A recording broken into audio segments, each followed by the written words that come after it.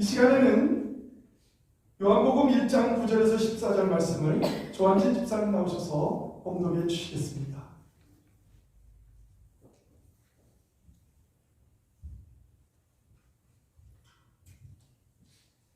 요한복음 1장 9절에서 14절 말씀입니다.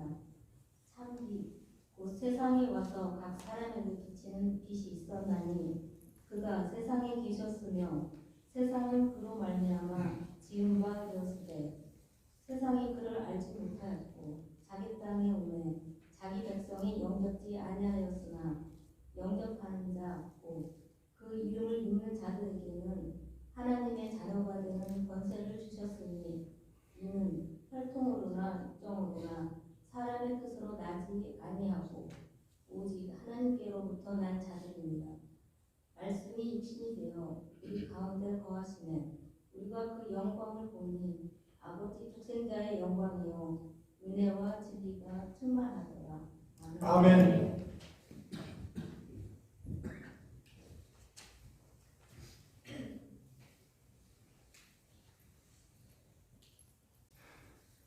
할렐루야. 주님의 평안과 축복이 예배하는 모든 이들에게 함께 하시기를 간절히 바랍니다.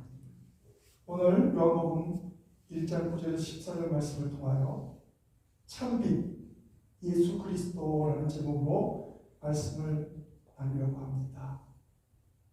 말씀을 준비하면서 정말 많은 것이 깨달아지고 그것을 통해서 은혜 받고 또 이 말씀들을 다 잘 전해야지 이렇게 기도하면서 준비하다 보니까 평상시 준비해 놓은 것보다 2배가 되었습니다.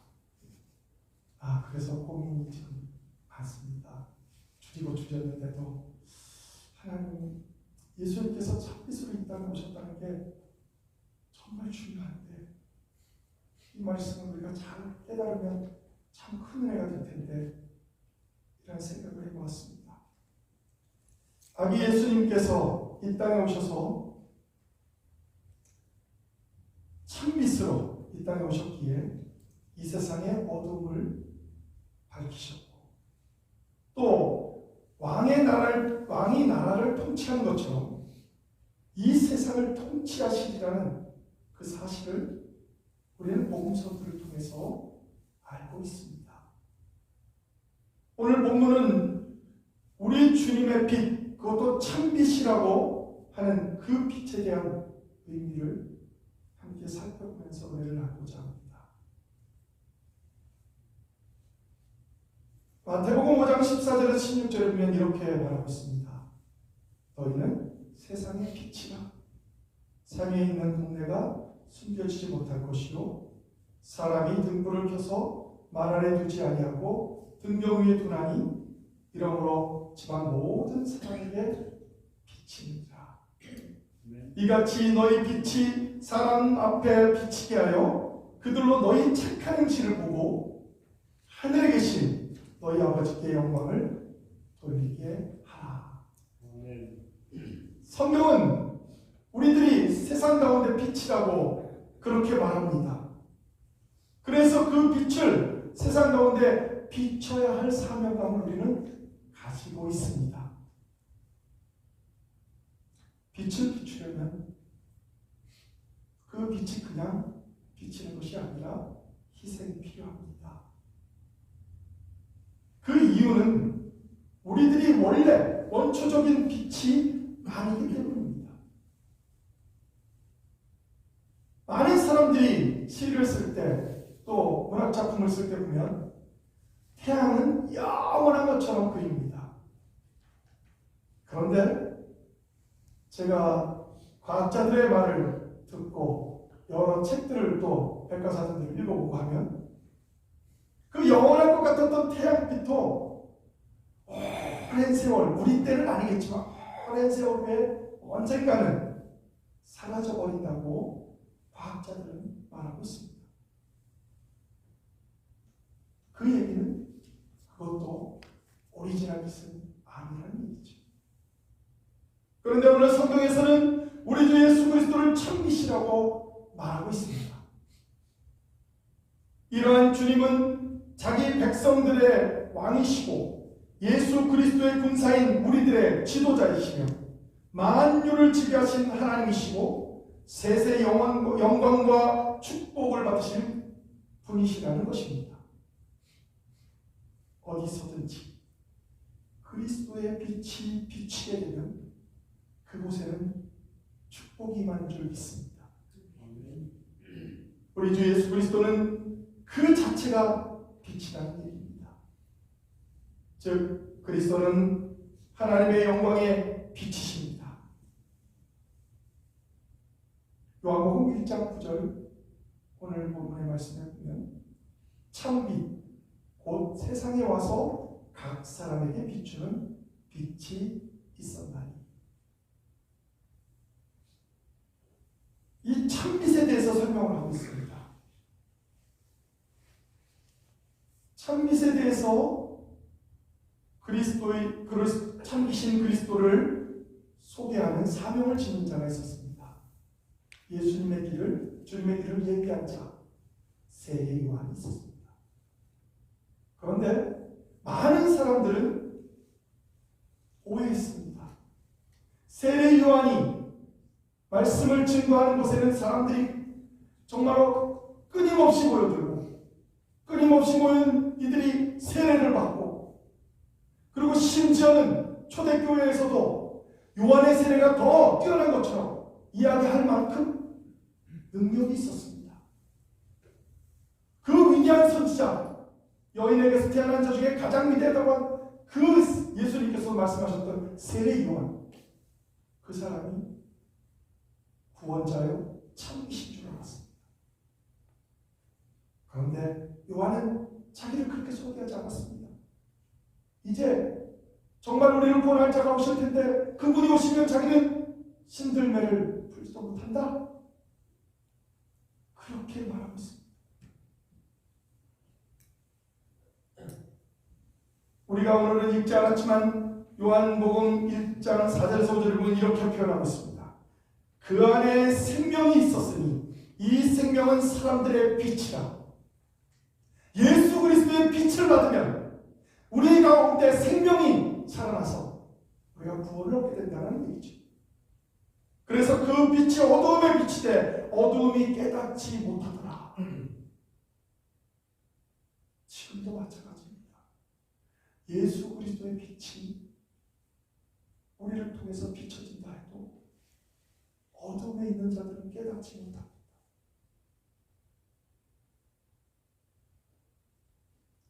참빛의 이 참에 해당하는 헬라어 단어에는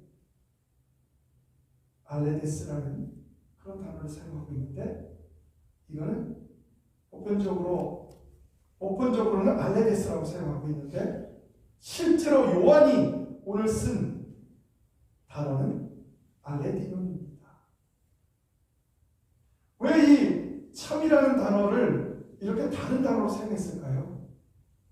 그 이유는 보통 일반적으로 사람들이 쓸 때 그 참이라고 하는 것, 진짜, 이상적, 순수함이라고 쓰는 그 단어를 사용하지 않고, 오늘 요한복음에 나오는 참빛의 참은 옳고 그름 중 그릇 때문에 반대의 참이 아니라 불완전한 개념의 반대인 완전한 것을 가리키는 참을 가리키고 있습니다. 즉 본문의 말씀은 그리스도는 어둡고 불완전한 이 세상을 완전하게 하시는 참, 진짜 빛이라는 겁니다.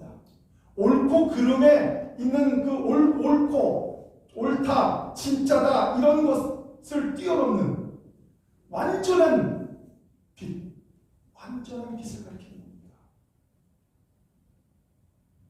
그래서 더 이상 사라지지 않는 빛, 계속되는 빛,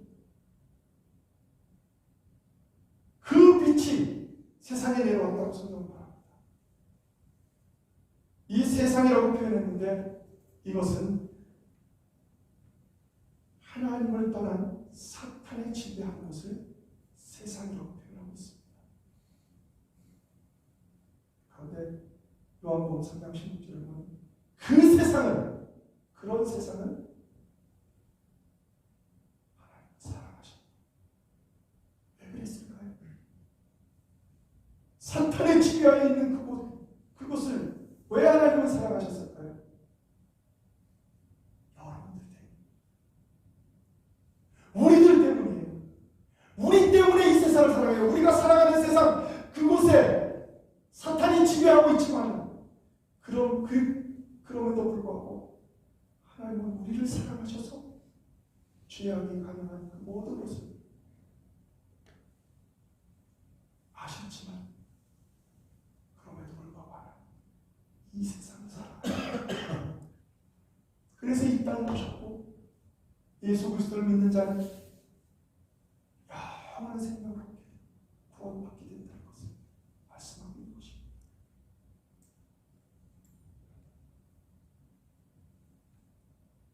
그런데 오늘 보면 참으로 이상하게 이 세상에 왔는데 각 사람에게 비추는 빛이 있었다 이렇게 표현하고 있습니다. 아니 빛이 비추면 쫙 비추는 거지 각 사람에게 비췄다. 왜 이렇게 표현했을까요? 복수로 표현한 것이 아니라 단수로 표현하고 있습니다. 이것은 그리스도께서 사람을 대할 때는 무리로 대하는 것이 아니라 한 사람 한 사람에게 그 사람에게 대한다는 것입니다. 개별적으로 만나주신다는 뜻입니다. 각 사람에게 비친다는 것은 모든 시대에 모든 사람에게 빛을 비추어준다는 뜻입니다. 이것이 예수님만의 구원사역의 특징입니다. 요한복음 1장 9절을 보면 이스라엘 민족에게만 구원이 이루어진다는 유대적인 성경 사상이 분명히 잘못됐음을 말하고 있습니다. 참빛이 비출 때 우리 모두는 각 한 사람 한 사람 각자에게 그 빛이 비추고 인해서 여러분들은 복을 누리고 또 구원을 얻게 된다는 것입니다.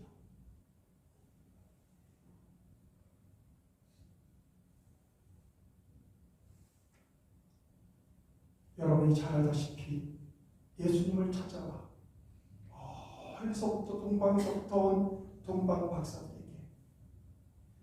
큰 별이 아기 예수님을 계시는 곳을 따라올 수 있도록 계속 빛을 비춥니다. 그래서 인도합니다. 우리들의 삶에서도 마찬가지입니다. 예수 그리스도는 참빛으로 우리를 지키시고 인도하시는 줄 믿습니다. 이 세상이 어두워져 죄악으로 덮여 있을 때도 예수님만이 우리들의 가야 할 신앙의 방향을 인도하시는 분이신 줄 믿습니다. 우리가 신앙의 길을 가는데 필요한 것은 사람이 아닙니다. 오직 예수님이십니다. 물론 처음에 교회를 나올 때는 우리가 사람을 친구를 쫓아서 또 이웃을 쫓아서 또 부모를 쫓아서 형제를 쫓아서 교회에 나옵니다. 그런데 우리가 잘 아는 바와 같이 계속 쫓아갈 빛이 그들이 아니라는 겁니다. 우리는 예수 그리스도를 쫓아가야 합니다. 그래서 성경에는 이렇게 말합니다. 요한복음 14장 6절에 예수님은 자신을 가리켜서 예수께서 이르시되 내가 곧 길이요 진리요 생명이니 나로 말미암지 않고는 아버지께로 올 자가 없느니라. 교회에 다니면서 우리가 실망하는 것은 예수 그리스도 때문이 아닙니다. 사람 때문에 실망합니다. 그런데 예수님도 잘 압니다. 우리 인간이 부족하다는 것. 실수도 할 수 있고 일부러 잘못을 저지를 수도 있습니다. 그래서 우리는 사람은 사랑의 대상이지 믿음의 대상이 되어서는 안 됩니다. 나는 당신을 믿습니다. 나는 형제님을 믿습니다. 믿어줘야지 믿음의 대상이 돼서는 결코 안 됩니다. 믿음의 대상은 오직 한 분, 예수 그리스도이십니다.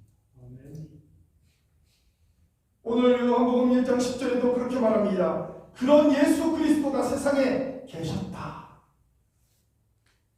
그리고 세상은 그로 말미암아 지음받되었고 세상이 그를 알지 못했다. 참 이상하죠? 세상에 계속적으로 계셨는데 창세 그 전서부터 삼위일체 하나님이 계속 계셨는데 그리고 세상이 그로 말미암아 지음받았다고 성경은 말하고 있습니다. 그리고 그런데 그 세상이 그를 알지 못했다.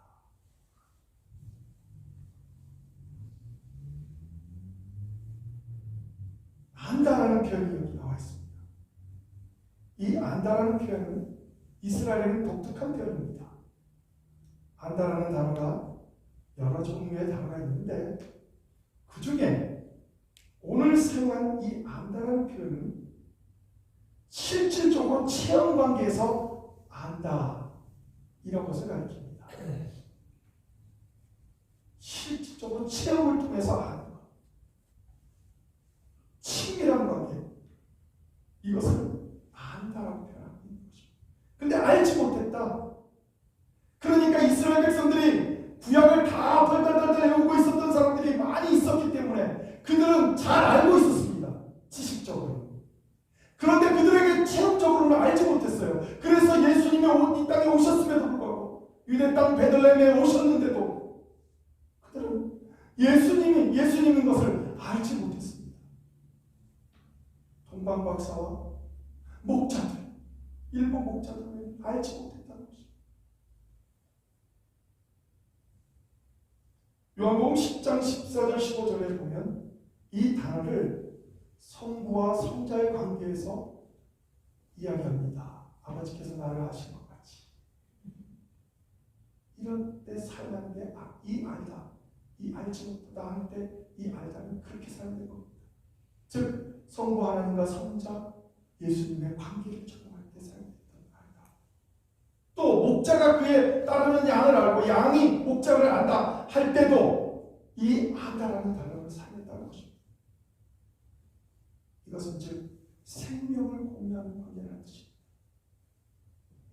그런데 이스라엘 백성들은 이 땅에 오신 예수님을 거부하고 받아들이지 않았습니다. 이는 그리스도의 십자가에 못 박은 이스라엘 백성뿐만 아니라 오늘도 그리스도를 받아들이기를 거부하는 잊지 않는 자들에게도 해당되는 말입니다. 11절에는 이렇게 말하고 있습니다. 자기 땅에 오래 자기 백성 영접하지 아니하였으나 예수님은 자기 땅이라고 표현했는데 자기 소유, 자기 집, 자기의 왕국 이런 뜻입니다. 그러니까 왕의 왕으로 이 땅에 오셨는데 그 백성들이 영접하지 않는다. 받아들이지 않는다. 이 영접한다라는 이 단어 이것은 집단적인 의미로 사용되고 있습니다.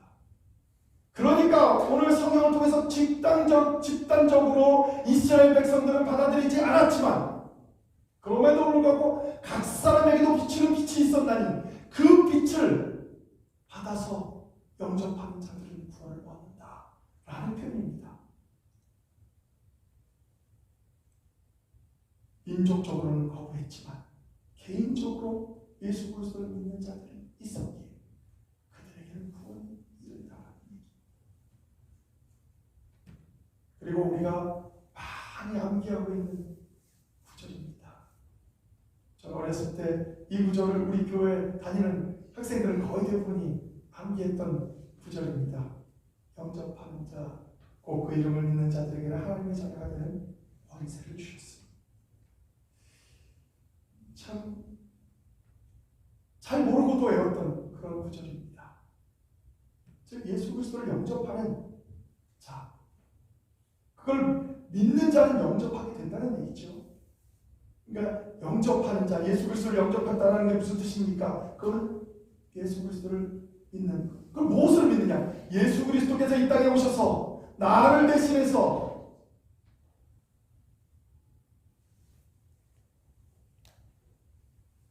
달려 돌아가시고 십자가의 죽음으로 십자가에서 흘리셨던 그 피로 말미암아 우리가 그 예수 그리스도를 믿음으로 구원을 얻게 된다는 것입니다.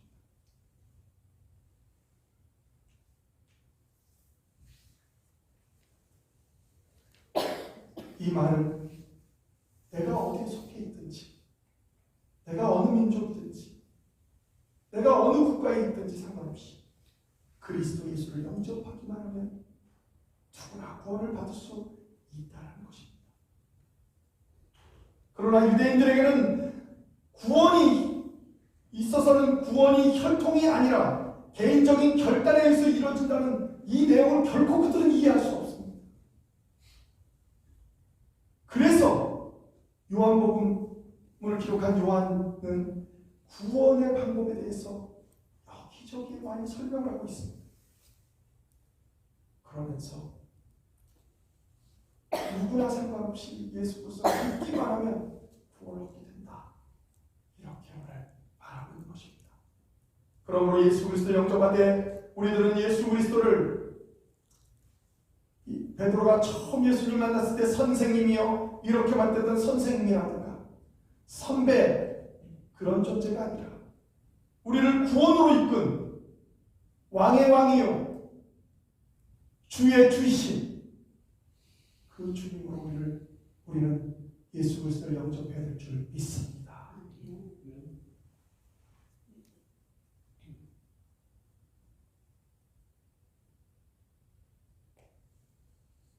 오늘 여기까지의 말씀만 여러분이 들어도 꼭 기억해야 될 것이 있습니다.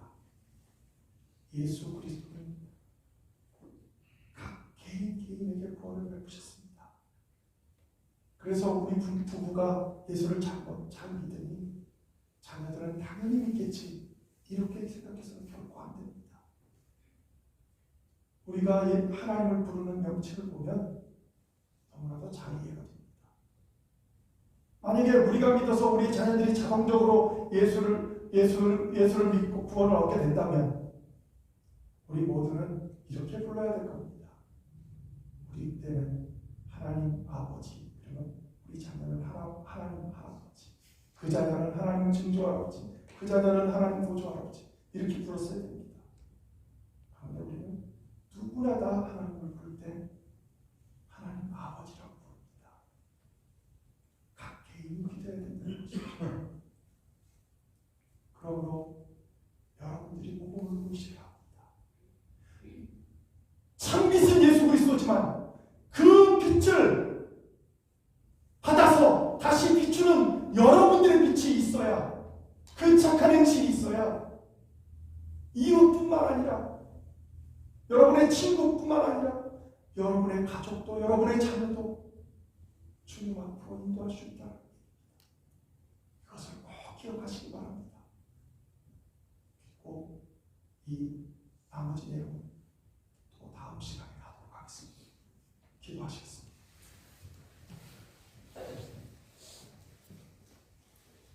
하나님,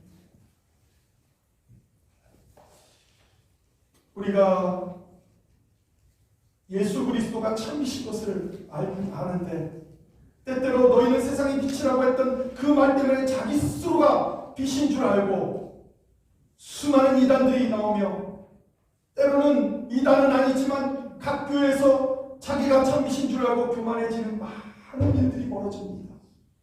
하나님, 예수님은 온유하고 겸손했다고 하는데 그 예수님을 쫓겠다고 자기를 부인하고 자기 십자가를 지는 성도들이 어찌 겸손하지 못하고 온유하지 못하고 내 마음대로 내 뜻대로 모든 것을 다 표현하고 교만하며 살아가는지 하나님 우리를 용서하시옵소서. 주의 일을 감당할 때마다 주님께서 모든 것을 베푸셨기에 우리를 세우셨기에 우리가 그 자리에 서고 부족하지만 하나님이 세우신 그 자리에서 우리는 믿음 가운데서 최선을 다하여 겸손함으로 온유함으로 그 일들을 감당할 수 있도록 늘 붙잡아 주시옵소서. 예수 그리스도의 이름으로 간절히 기도합니다. 아멘.